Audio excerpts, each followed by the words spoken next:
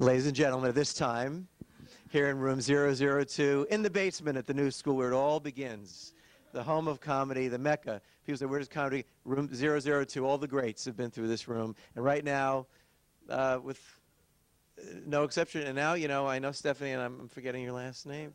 Urfer. Well, I'll know this on November 6th. Please welcome Stephanie Urfer.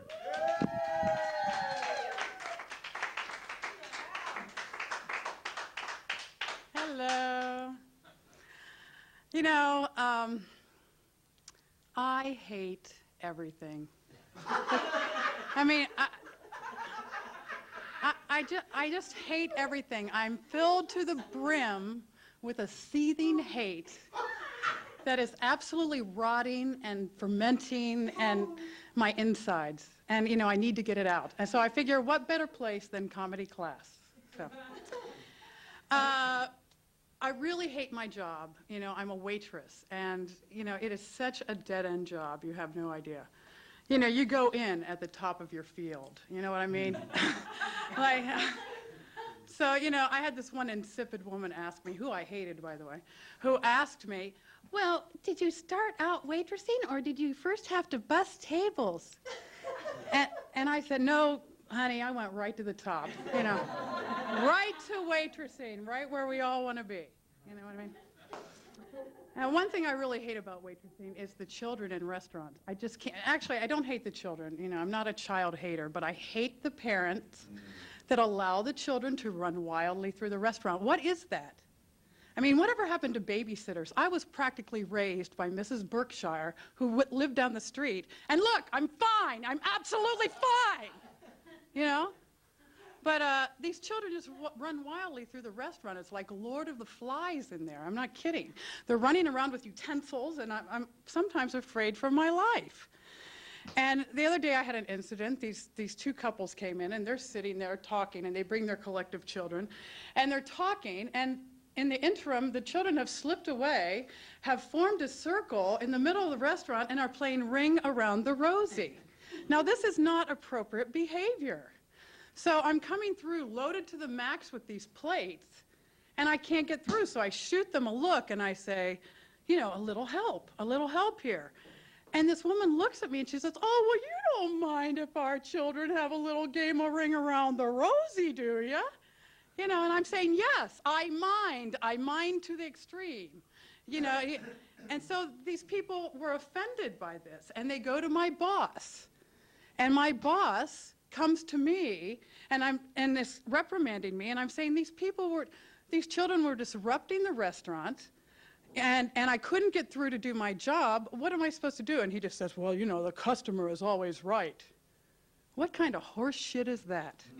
I cannot believe that statement is still said at all. I mean, if that's true, that means that a customer could come in, have dinner, smoke a cigar, take a piss in the potted plant, and the customer is always right. It's okay. A drunk can come up, reach up my skirt, and violate me somehow, and it's okay because the customer is always right. It's like this is a law or something. Or if a customer's dissatisfied with his steak, he might go in the kitchen and mow down the kitchen with an automatic weapon because the customer is always right. It's a bizarre, I think it should be reversed, that the waitress is always right. Now that is music to my ears. That would be sweet revenge, wouldn't it? I can just see it. As a man is grabbing his crotch, I'll say, yes, sir, I know that that's a scalding hot pot of coffee that I just dumped in your lap.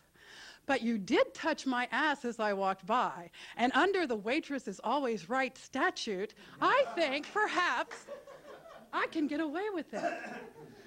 Or if, you know, an officer comes in because I've stabbed a man 40 times in the heart for tipping me 10%, I think perhaps I can get away with it. Under the customer is, the waitress is always right statute.